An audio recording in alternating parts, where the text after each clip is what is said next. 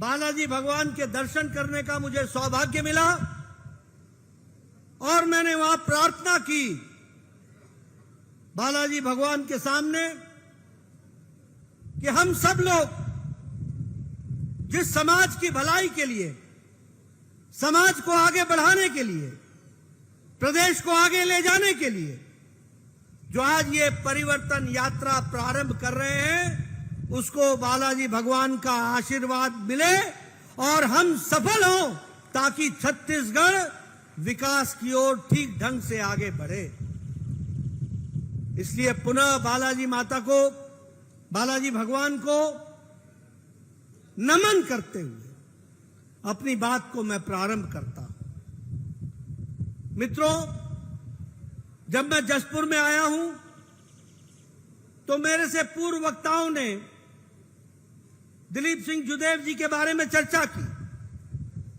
स्वर्गीय दिलीप सिंह जुदेव जी महान नेता तो थे ही, महान आत्मा तो थे ही, लेकिन वो महान समाज सुधारक भी थे और प्रदेश को आगे ले जाने वाले नेता। मुझे सौभाग्य प्राप्त हुआ उनके साथ काम करने का। वो हमारे लोकसभा के भी सदस्य रहे, राज्यसभा के भी सदस्य रहे। हम सब लोग जानते हैं कि यहां बहुत से लोग जय जुदेव के नाम से उनका अभिवादन करते थे। वो सिर्फ नेता नहीं थे, वो देश को एकता के माला में पिरोने वाले, हमारे नेतृत्व करने वाले नेता थे। इसको भी हमको समझना चाहिए। घर वापसी, धर्मांतरण के खिलाफ समाज को एकत्र करना, इकट्ठा करना, राजनीतिक मुद्दों पर पूरी ताकत से जवाब देना और राजनीतिक मुद्दों पर जवाब देते देते अपने अस्तित्व को दांव में लगा देने वाले ऐसे देखे तो दिलीप सिंह जुदेव देखे। मुझे आज भी याद है 2003 में मैं अपने प्रदेश में मंत्री था और मुझे यहां चुनाव में भेजा गया था। मुझे उस समय का दिलीप सिंह जुदेव जी का भाषण याद है, जब उन्होंने कहा था कि ये भ्रष्ट कांग्रेस की सरकार को नस्तो नाबूद कर दो, इसको जड़ से उखाड़ दो और मैं अपनी मूंछ को दांव पर लगाता हूं। ऐसे दिलीप सिंह जुदेव थे। आज इस पवित्र धरती पर मुझे आने का सौभाग्य मिला है और हम यहां से परिवर्तन यात्रा की प्रारंभ कर रहे हैं। वो जहां भी होंगे उनकी एक ही तमन्ना होगी कि भारतीय जनता पार्टी एक बार फिर से इस भ्रष्ट कांग्रेस सरकार को जड़ से उखाड़ करके फेंक दे और परिवर्तन यात्रा सफल हो। यही उनकी आत्मा चाहती है। बोलिए, जुदेव जी की कहे हुए बातों को पूरा करेंगे कि नहीं करेंगे? करेंगे कि नहीं करेंगे? मैं स्टेडियम के पीछे से सुनना चाहता हूं, करेंगे कि नहीं करेंगे?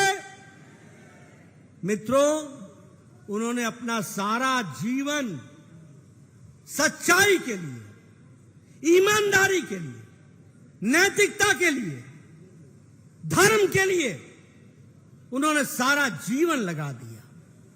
और आज जब ऐसे पवित्र भूमि से मुझे परिवर्तन यात्रा का प्रारंभ करने का सौभाग्य मिल रहा है तो उनकी आत्मा को शांति मिले, इसके लिए हम संकल्प लेते हैं कि यह परिवर्तन यात्रा सफल होगी। इसके लिए हर कुछ करेंगे और पूरी ताकत से लगेंगे। इस बात का हमको विश्वास लेना चाहिए। मित्रों, जब हम बात करते हैं, अभी यहां पर भूपेश बघेल की बात हो रही थी। बोलिए, कांग्रेस पार्टी ने आपसे पिछले 5 साल में छलावा किया कि नहीं किया? छलाया कि नहीं छलाया? आपको गुमराह किया कि नहीं किया? उन्होंने कोई भी मैनिफेस्टो की बातें पूरी की है क्या? पूरी की है क्या? जो कह के आए थे उसके विपरीत काम किया कि नहीं किया?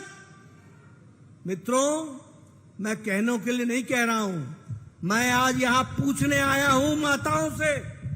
बताओ, 500 रुपए प्रति माह माताओं को मिल गया क्या? मिल गया क्या? मिला क्या बहने? मैं जानना चाहता हूं कि जो ये कहा गया था कि गरीब माताओं को, बहनों को 4 मुफ्त गैस का सिलेंडर मिलेगा, मिल गया क्या? मिल गया क्या? मित्रों, मैं अपने आदिवासी भाई, जनजाति भाई, किसान भाई, उनसे पूछना चाहता हूं कि जो भूपेश बघेल ने कहा था कि भूमिहीन लोगों को हम जमीन देंगे, उनको जमीन मिल गई क्या? जमीन मिल गई क्या? मित्रों, मैं ये बताना चाहता हूं कि ये भूपेश बघेल के हाथी के दांत दिखाने के और खाने के और है। खाने के लिए भ्रष्टाचार और दिखाने के लिए माताओं को प्रति माह 500 रुपए दूंगा, भूमिहीन लोगों को जमीन दूंगा, नौजवानों को भत्ता दूंगा। नौजवानों को बेरोजगारी भत्ता मिल गया क्या? मिल गया मेरे नौजवान भाई? मिला क्या पिछले 5 साल में? ये है जिस तरीके से भूपेश बघेल ने सरकार पिछले 5 साल में चलाई है। और ये परिवर्तन यात्रा क्यों है? ये परिवर्तन यात्रा इसलिए है कि पहले भी हमने आपकी सेवा की है, आगे भी आपकी सेवा करेंगे, और हम वायदा करते हैं कि गरीब कल्याण में जो मोदी जी ने काम चलाया है उसको भी फिर से छत्तीसगढ़ की धरती पर उतारेंगे और गरीबों का कल्याण करेंगे। किसानों का सशक्तिकरण कर रहे हैं, महिलाओं का सशक्तिकरण होगा, युवाओं को आगे बढ़ाने वाला काम करेंगे। और छत्तीसगढ़ के इस परिवर्तन यात्रा के माध्यम से भूपेश बघेल और उसकी सरकार का भ्रष्टाचार छत्तीसगढ़ की जनता के सामने लाएंगे और उस सरकार को, उस भ्रष्ट सरकार को उखाड़ फेंकने का काम छत्तीसगढ़ की जनता करे, इस बात के लिए परिवर्तन यात्रा चलाएंगे। मित्रों, हम जानते हैं कि 12 तारीख को दंतेश्वरी माता जी का आशीर्वाद लेकर के दंतेवाड़ा से एक यात्रा चली है जो 45 विधानसभा से होकर के आएगी। और उसी तरीके से आज जो ये यात्रा शुरू हो रही है, यह भी 40 विधानसभाओं से होकर बिलासपुर पहुंचेगी और वहां पर दोनों यात्राएं मिलेंगी, जन जन के बीच में संदेश देगी और माननीय प्रधानमंत्री जी का हमको आशीर्वचन और मार्गदर्शन वहां बिलासपुर में मिलेगा। इसको ध्यान में रखिएगा, ये परिवर्तन यात्रा इस तरीके से आगे बढ़ेगी। मित्रों, मैं यहां आपको यह भी बताना चाहता हूं, आज देखिए, आप बताइए, मोदी जी के नेतृत्व में देश की इज्जत दुनिया में बढ़ी है कि नहीं बढ़ी है? बढ़ी है कि नहीं बढ़ी है? आपने अभी देखा ये G20 का सम्मेलन आपने देखा आपने टेलीविजन पर देखा? ये बताता है कि आज भारत पिछलग्गू नहीं है। आज भारत मोदी जी के नेतृत्व में दुनिया को संदेश दे रहा है और दुनिया को आगे बढ़ाने के काम में अपना योगदान कर रहा है। आपने देखा होगा किस तरीके से दुनिया के 20-21 शीर्ष नेता आज हमारे राष्ट्रपिता महात्मा गांधी के समाधि पर जाकर एक साथ नमन करते हैं, शीश झुकाते हैं। ये आज भारत की ताकत बनी है। ये हमको समझना चाहिए कि दुनिया अब हमको कैसे देख रही है। बहुत सम्मेलन होते हैं, G7, G20, बहुत से कार्यक्रम होते हैं, लेकिन कार्यक्रम किसी निष्कर्ष पर पहुंचे ये कभी कभी होता है। और प्रधानमंत्री मोदी जी इस बारे में सफल हुए कि 20 देश के अलग अलग विचार हो सकते हैं, 20 देश के अलग अलग सोच हो सकती है, 20 देशों का अलग अलग एक दूसरे देशों को देखने का नजरिया हो सकता है, 20 देश का भारत के प्रति भी देखने का नजरिया अलग अलग हो सकता है, लेकिन सब मिलकर प्रधानमंत्री मोदी जी के बताए रास्ते को मानते हुए दिल्ली का डिक्लेरेशन करते हैं और दिल्ली में सहमति लाते हैं।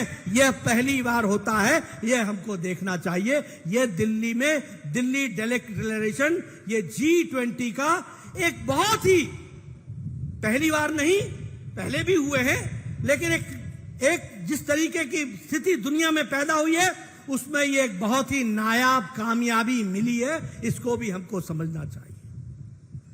मित्रों, कभी आपने सोचा था कि हमारा चंद्रयान पहली बार दुनिया में साउथ पोल, दक्षिणी ध्रुव में पहला सैटेलाइट उतरेगा तो वह भारत का उतरेगा? इसको भी सफल किया है तो हमारे प्रधानमंत्री जी के नेतृत्व और साइंटिस्टों के कर्तव्यों ने, उनका जिसको कहते हैं उनका योगदान, जो साइंटिस्ट हमारे दिन रात लगे रहे और जिनको प्रधानमंत्री मोदी जी का प्रोत्साहन मिलता रहा, आज उस कारण से चंद्रयान का हमारा कार्यक्रम दक्षिणी ध्रुव पर सफल हुआ है। वह भी आप सब लोगों ने देखा है।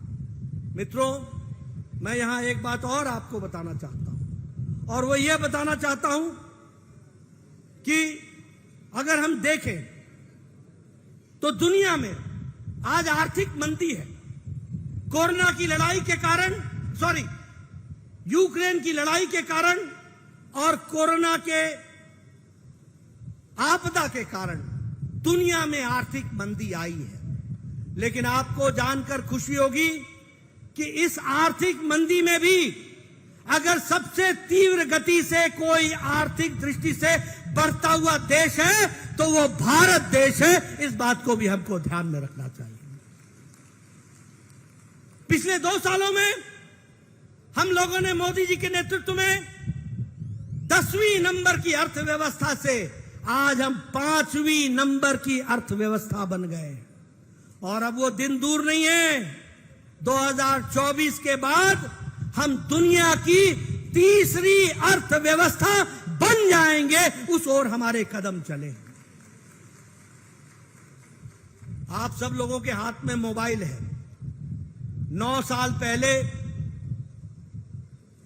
2014 में आपके पास जो मोबाइल होता था उस पर लिखा होता था made in China. 92% mobile China में बनते थे और हम भारतीय इस्तेमाल करते थे। आज 97% मोबाइल आज भारत में बन रहे हैं और एप्पल भी अब भारत में बन रहा है। यह बदलता भारत है। आपको जानकर खुशी होगी कि ऑटोमोबाइल में, ये गाड़ियां बनाने में दुनिया के जापान को पछाड़कर हम तीसरे नंबर की मार्केट बन गए हैं। यह भारत बढ़ता भारत है। इस्पात में, स्टील में हम दूसरे नंबर के मैन्युफैक्चरर बन गए हैं। इसलिए आर्थिक दृष्टि से देखा जाए तो देश आज मोदी जी के नेतृत्व में आगे बढ़ रहा है। यह भी हम सबको ध्यान में है। लेकिन यही नहीं है। मैं जब जसपुर आया हूं तो मुझे खुशी है कि आपके साथ मैं कह सकता हूं कि मोदी जी के नेतृत्व में गांव, गरीब, वंचित, पीड़ित, शोषित, दलित, महिला, युवा, किसान, इन सब की तस्वीर और तकदीर बदलने का काम अगर किसी ने किया है तो हमारे यशस्वी प्रधानमंत्री नरेंद्र मोदी जी ने किया है। इस बात को हमको ध्यान में रखना चाहिए। आपको जानकर के खुशी होगी कि 13.5 करोड़ लोग गरीबी की रेखा से ऊपर आ गए हैं। अब वो मिडिल इनकम ग्रुप में आ गए हैं। कितने लोग? 13.5 करोड़ लोग 22% की गरीबी से हम 10% पर आ गए हैं। और आपको जान करके और खुशी होगी कि भारत में अति गरीबी अब 1% से भी कम है। 1% से भी कम है। और ये क्यों हुआ है? इसलिए कि प्रधानमंत्री जी ने प्रधानमंत्री गरीब कल्याण अन्न योजना इसको प्रारंभ किया। और प्रधानमंत्री गरीब कल्याण अन्न योजना के तहत हम लोगों ने 80 करोड़ की जनता को 5 किलो गेहूं या 5 किलो चावल देने का निश्चय किया, ताकि कोई भी व्यक्ति भूखा ना सोए, इसकी व्यवस्था की। इसलिए आज अति गरीबी घट गई है। अगर मैं बात करूं प्रधानमंत्री किसान सम्मान निधि की, तो आज 11 करोड़ 78 लाख किसानों को हर चौथे महीने 2,000 और साल का 6,000 देने का निर्णय किया है। आज किसान को किसी साहूकार के पास जाने की जरूरत नहीं है कि वो साहूकार के पास जाए और पैसे मांगे और तब जाकर के अपना यूरिया खरीदे, तब जाकर के अपने बीज खरीदे। आज प्रधानमंत्री मोदी जी 11 करोड़ 78 लाख किसान के खाते में 2,000 रुपए हर चौथे महीने पहुंचा देते हैं, उसके बैंक के खाते में डाल देते हैं। यह है अंतर। आज जल जीवन मिशन में 9 करोड़ 82 लाख यानी 10 करोड़ लोगों तक हम हर घर नल पहुंचाने का प्रयास कर रहे हैं, जिसमें 26.5 लाख हमारे हर घर जल की व्यवस्था छत्तीसगढ़ में की जा रही है। प्रधानमंत्री आवास योजना में जहां 4 करोड़ घर बन रहे हैं, नोट करना मेरी बात को, 4 करोड़ घर बन रहे हैं, वहीं इसी के लिए 14,80,000 घर छत्तीसगढ़ में बनने के लिए सैंक्शन दिया गया है। लेकिन दुख के साथ बोलना पड़ता है, मैं परिवर्तन यात्रा क्यों बोलता हूं कि परिवर्तन करो? इसलिए कि 14,80,000 में से भूपेश बघेल ने 12 लाख लोगों को उनके कागजात दिल्ली पहुंचने से रोक दिया है और 12 लाख लोग आवास से वंचित हो गए हैं। इसको हमको ध्यान में रखना चाहिए। बोलिए, ऐसी सरकार को रहने देना है क्या? ऐसी सरकार को रहने देना है क्या? मैं पीछे से सुनना चाहता हूं, ऐसी सरकार को रहने देना है क्या? मित्रों, जो 12 लाख गरीब लोगों का घर की व्यवस्था जो मोदी जी देना चाहते हैं, जिसके लिए पैसे सैंक्शन कर दिए हैं, और संख्या कितनी है? 12 लाख। और वो 12 लाख के कागजात भूपेश बघेल दिल्ली नहीं पहुंचाता, इनको परमिशन नहीं देता। और मुझे जानकर के और भी दुख हुआ कि एक परिवार के 5 लोग कच्चे मकान में, वो मकान गिर गया और वो दब गए। और जो दबे वो परिवार वो था जो प्रधानमंत्री आवास योजना के प्रतीक्षा सूची में जिसका नाम था, और भूपेश बघेल ने उसको सैंक्शन देने से इनकार किया। बोलिए, ऐसी सरकार को रहने देने का अधिकार है?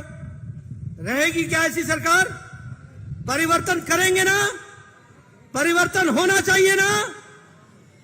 मित्रों, अगर हम स्वच्छ भारत की बात करें, मुझे याद है ये जो नेशनल हाईवे है 43, हम लोग जब शाम को गाड़ियों से जाया करते थे तो हमारी महिलाएं झुंड की झुंड सड़कों पर लोटा लेकर अपने दैनिक नित्य कर्म के लिए निकला करती थी। बोलिए, ये तस्वीर होती थी कि नहीं होती थी? होती थी कि नहीं होती थी?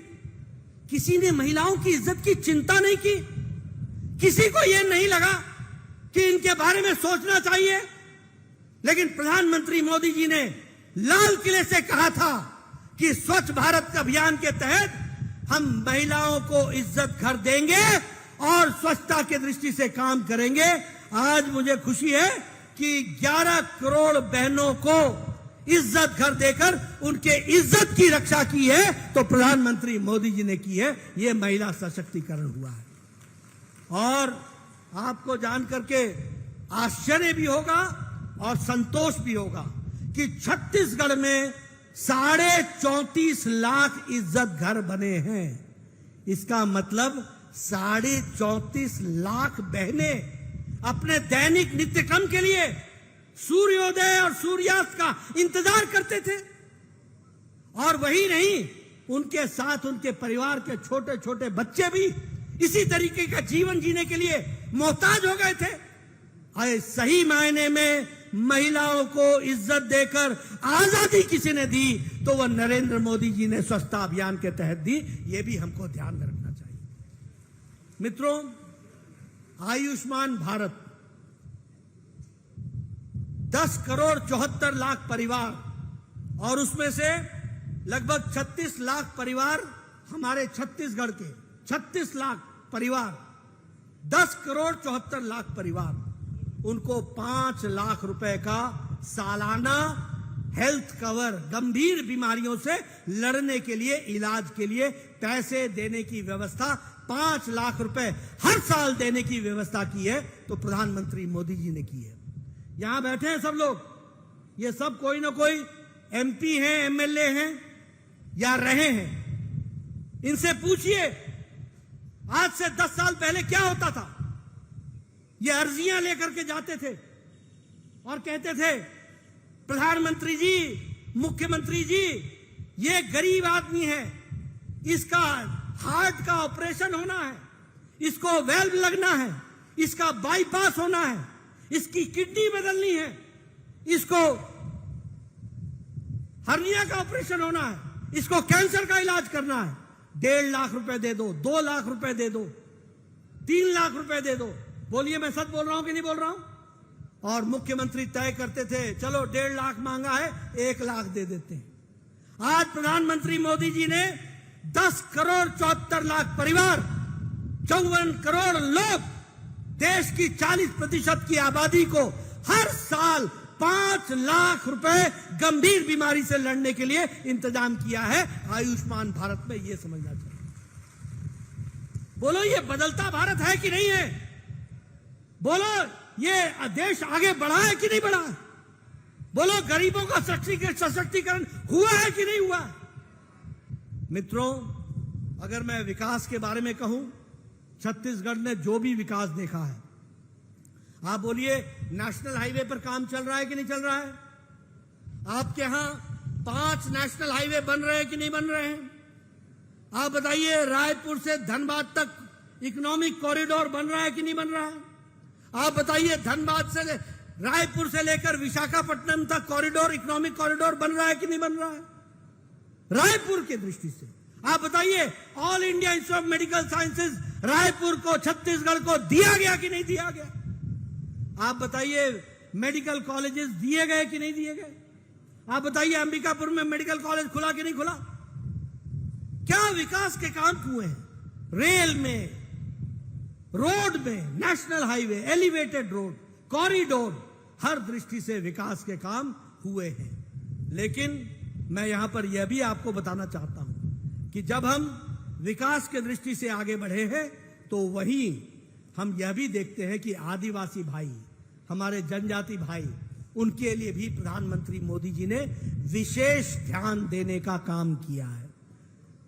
अगर हम 15 अगस्त को जनजाति गौरव दिवस मनाते हैं तो मुझे यह भी खुशी है कि भारत के पहला राष्ट्रपति महिला बनाने का काम द्रौपदी मुर्मू को किया तो वह भी प्रधानमंत्री नरेंद्र मोदी जी ने और हमारी सरकार ने, एनडीए की सरकार ने किया।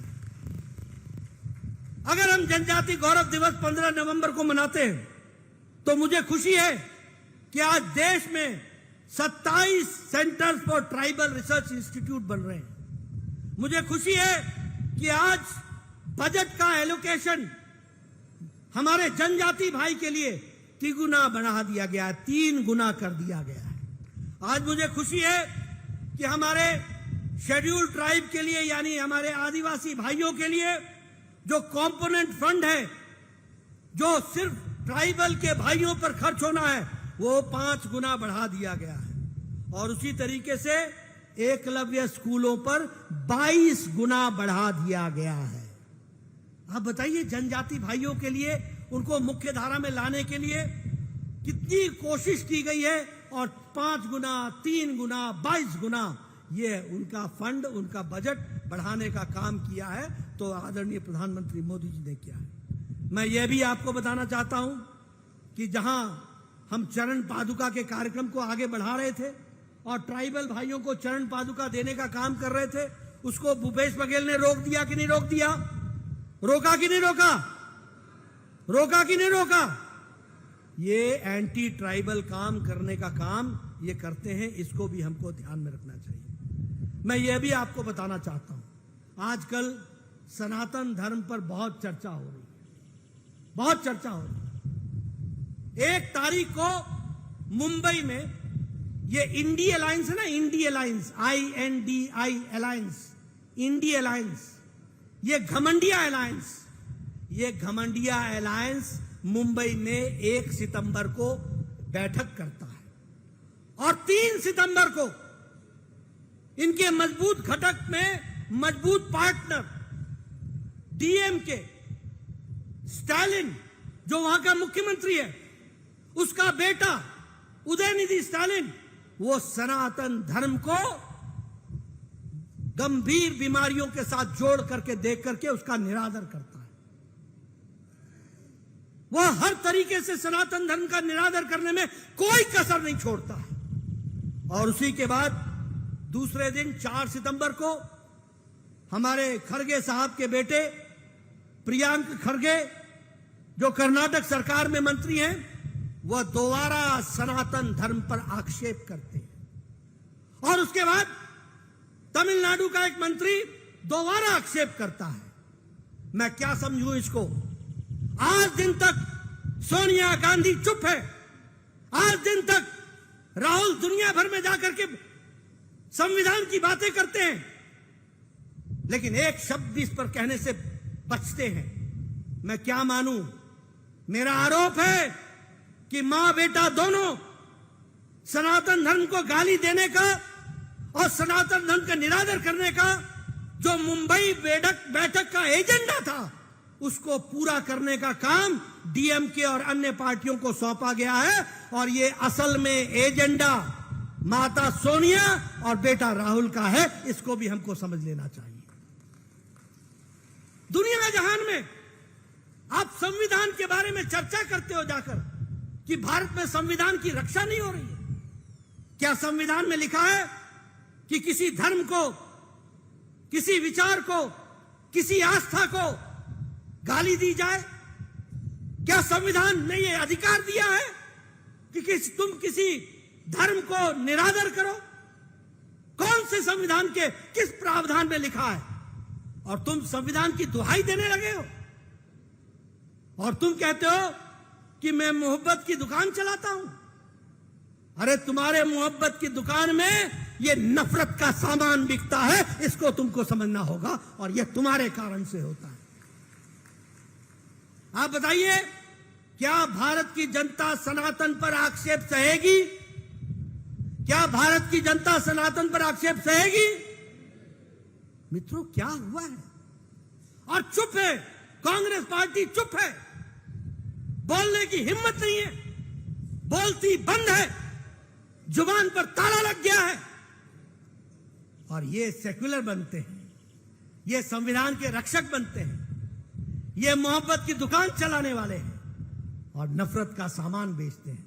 मित्रों, जनता में परिवर्तन यात्रा में यह भी समझाना है और मुझे पूछना है भूपेश बघेल से, तुम्हारा क्या कहना है? तुम्हारा क्या कहना है इस विषय पर? सनातन धर्म पर तुम्हारा क्या कहना है? क्या तुम कांग्रेस पार्टी जिस विचार को लेकर के आगे चलिए उसके साथ सहमत हो? ये मुद्दे हैं जिस पर हमें उत्तर चाहिए। अभी G20 में राष्ट्रपति द्रौपदी मुर्मू, हमारे जो आदिवासी है, महिला है, उन्होंने छत्तीसगढ़ के मुख्यमंत्री को निमंत्रण दिया। आपको बड़े दुख के साथ बताना पड़ता है कि आपके मुख्यमंत्री उस निमंत्रण को स्वीकार नहीं किया। क्या यही जनजाति हमारे संबंध रखने वाले राष्ट्रपति के प्रति इज्जत है? भूपेश बघेल जवाब दे, क्या तुम्हारी इज्जत भारत के राष्ट्रपति से ज्यादा है? क्या तुम्हारी इज्जत G20 के सम्मेलन के दिए गए राष्ट्रपति के भोज में जाना तुम्हारा छत्तीसगढ़ के मुख्यमंत्री के रूप में कर्तव्य नहीं था? तुम बड़ी बड़ी बातें करते हो। खड़गे साहब लाल किला में झंडोत्तोलन के समय वहां उपस्थित नहीं होते हैं। भूपेश बघेल राष्ट्रपति के भोज में उपस्थित नहीं होते हैं। ये ऐसे लोग जो आपका नेतृत्व कर रहे हैं, परिवर्तन चाहिए। ऐसे लोगों को परिवर्तन करना है कि नहीं करना है? करना है कि नहीं करना है? मित्रों, एक बात याद रखिए, मैं बड़े स्पष्ट शब्दों में कहना चाहता हूं। अब भ्रष्टाचार की बात कर लेते हैं। आप बताइए, अभी अभी हमारे अरुण साहू जी अध्यक्ष जी चर्चा कर रहे थे। मैं आपके सामने बताना चाहता हूं, ये बताइए शराब का घोटाला हुआ कि नहीं हुआ? कितने का हुआ? 2161 करोड़ रुपए का। आप बताइए चावल घोटाला हुआ कि नहीं हुआ? चावल घोटाला हुआ कि नहीं हुआ? 5000 करोड़ रुपए का घोटाला हुआ। कोल स्कैम, कोयला का घोटाला हुआ कि नहीं हुआ? यूरिया का घोटाला हुआ कि नहीं हुआ? गरीब कल्याण अन्न योजना का घोटाला हुआ कि नहीं हुआ? गोठान का घोटाला हुआ कि नहीं हुआ? गोबर का घोटाला हुआ है कि नहीं हुआ है? अरे भैया, जिसने गौ माता नहीं छोड़ी, जिसने गौ माता को नहीं छोड़ा, वो आपको छोड़ेंगे क्या? वो आपको छोड़ेंगे क्या? आप बताइए, एक मुख्यमंत्री सीडी कांड में बेल पर, उसका निजी सचिव और ओएसडी जेल में, खुद बेल पर और सचिव जेल में। ऐसी सरकार को रहने देना है क्या? ऐसी भ्रष्टाचारी सरकार को रहने देना है क्या? मित्रों, एक ही बात मैं कहने आया हूं। अगर आप चाहते हैं कि दिलीप सिंह जुदेव जी के बताए रास्ते पर चलना है, तो रास्ता एक ही है कि कांग्रेस को उखाड़ फेंको और कमल के निशान को आगे बढ़ा करके चल पड़ो। एक ही संदेश है, परिवर्तन, परिवर्तन और परिवर्तन। एक ही संदेश है कि मोदी जी के कार्य को ताकत दो और उसको धरती पर उतारने के लिए भूपेश बघेल की भ्रष्टाचारी सरकार को उखाड़ फेंको और यहां कमल खिला दो। यही उसका रास्ता है। मित्रों, आपका ज्यादा समय न लेता हुआ, आप सब लोग इतनी बरसात में, इतनी मुसीबत में आप सब लोग आए और डटे रहे, टिके रहे। आंधी हो या तूफान, आप नहीं हिले, आप नहीं डिगे। ये बताता है कि आपने परिवर्तन करने का मन बना लिया है। आपको बहुत बहुत धन्यवाद। बोलिए सबले बढ़िया, सबले बढ़िया, सबले बढ़िया। बहुत बहुत धन्यवाद।